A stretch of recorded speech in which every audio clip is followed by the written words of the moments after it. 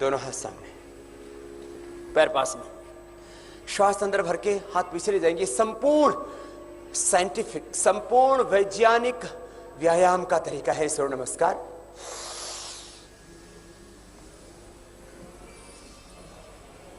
पीछे हाथ गए, फिर श्वास आगे झुक गए। कोशिश करना माथा घुटनों से लग जाए। ये तीसरा अभ्यास। फिर चौथे अभ्यास के लिए दाहिने पैर को आगे रखेंगे और बाएं पैर पीछे ले गए। दाहिने पैर पर ऐसे बैठने की कोशिश कीजिए। कुछ इतना बैठ पाएंगे और कुछ पूरे बैठ जाएंगे ऐसे।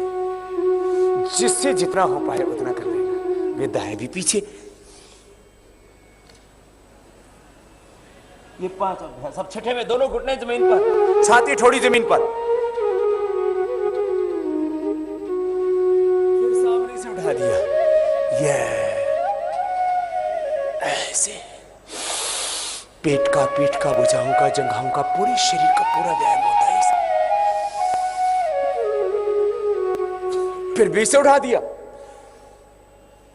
फिर बायां पैर आगे, दाहिना पैर पीछे।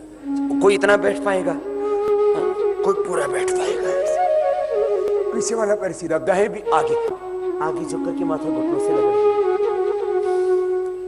फिर हाथ पीछे, फिर सामने। ये 12 अभ्यास हो गए। कितनी बार करना? 2 बार से लेकर के 5-10 बार तक कर सकते हैं। कुछ तो 50-50 बार सूर्य नमस्कार ही करते हैं। फिर दूसरा कोई व्यायाम करने की जरूरत ही नहीं रहती। 1 2 3 आगे झुकी, माथा घुटनों से लगा दिया। 4 दाहिने पैर पर बैठ गए। 5 6 छाती थोड़ी जमीन पर, पेट थोड़ा उठा हुआ, श्वास सामान्य। 7 सामने से उठा दिया। 8 बीच से उठा दिया। 9 बायां पैर आगे। 10 दाहिना पैर भी आगे। 11 12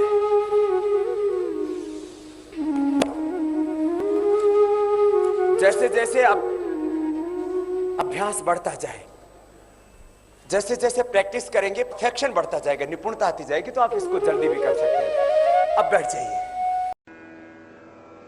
मोटापा और मोटापे के लिए योगाभ्यास कैसे कर सकते हैं आप? ओबेसिटी को योग के द्वारा कंट्रोल। मोटापा नहीं रहेगा योग से, निश्चित रूप से। बस आपको करना पड़ेगा प्राणायाम।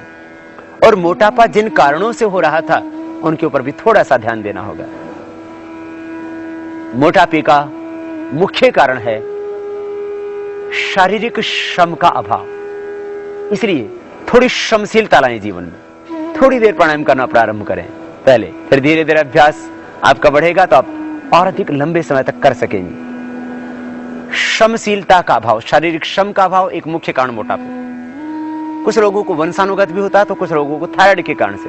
और वंशानुगत जो होगा उसको आप वंश की परंपरा में जो चला आया था उसको मैं ये कहूं कि आप पूरी तरह से मिटा देंगे ऐसा तो नहीं कह सकता, लेकिन इतनी बात जरूर कहता हूं, आपने यदि प्राणायाम योगाभ्यास करना शुरू कर दिया तो वो आपको मोटापा परेशान नहीं करेगा।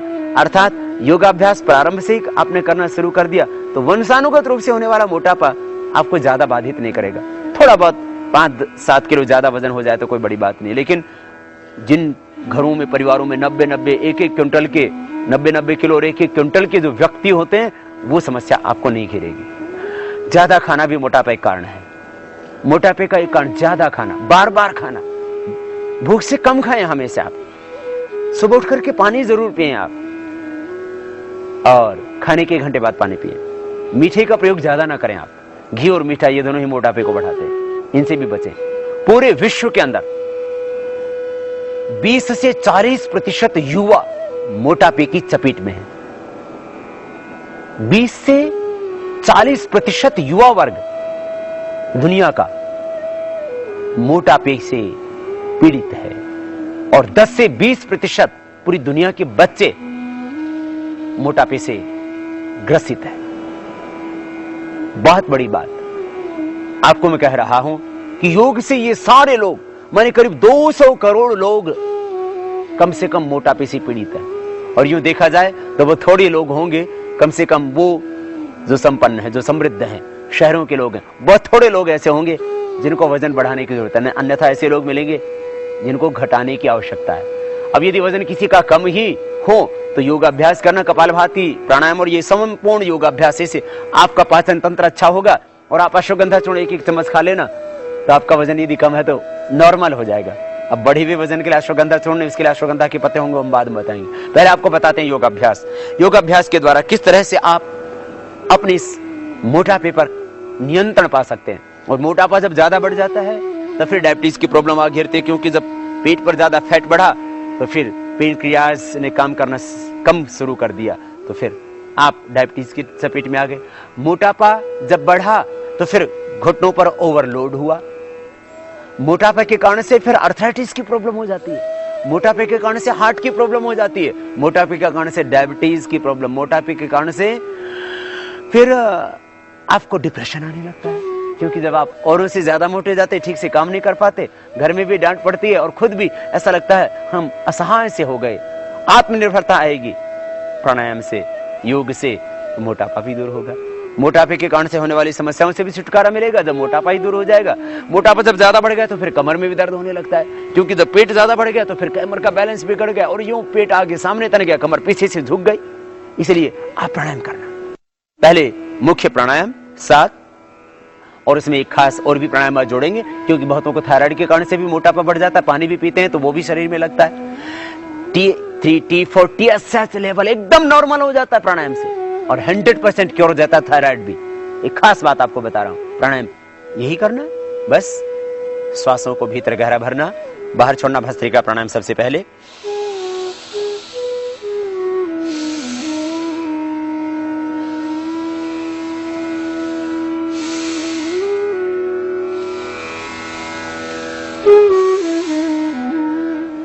आपको यदि मोटापा ही खास है तो आप श्वासों को बाहर छोड़ते हुए बस ये विचार करना मोटापा बाहर निकल रहा है। श्वासों को भरते समय विचार करना कि दिव्यता भीतर उतर रही है।